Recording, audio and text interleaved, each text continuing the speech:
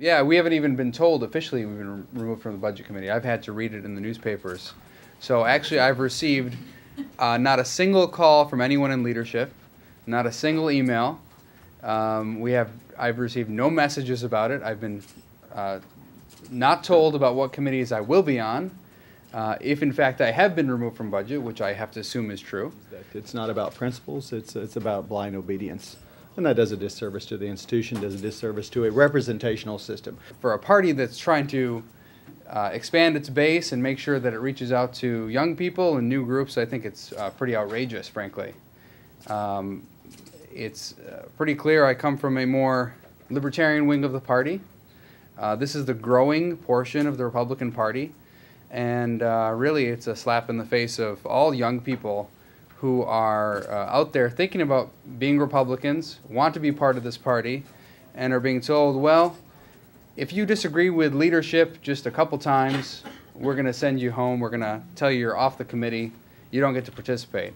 You know, I'm a farmer, fifth-generation farmer. Actually studied the Farm Bill, wrote about it. That's my background, that's my talent. That's where I need to be. You know, food stamps goes through the Ag Committee, and 80% of the Farm Bill is food stamps. I'm the one that's been talking about leading on that and finding a way to actually target and transform the food stamp system. It's a perfect place for budget as well. And so we were told as freshmen, well, take your talents, we're going to put them to work, and your passions. But I guess that's not the case if you happen to disagree. But we've heard from multiple sources that someone walked in with a list of votes and said if you didn't reach a particular scorecard of what was considered the right vote, which, by the way, in most cases was not the conservative position, then we're going to have to remove you from a committee. So, but all that took place behind closed doors, which is, again, a problem with Washington, D.C., whether it's the budget negotiations, whether it's everything else, it's usually done behind closed doors. And I think as conservatives, this is where we can win. We've got to be willing and able to talk about things in public instead of being afraid of actually public scrutiny.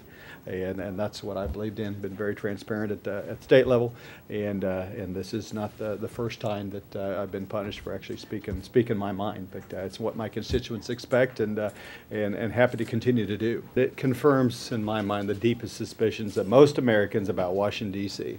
is it's petty, it's vindictive, and if you have any conservative principles, you will be punished for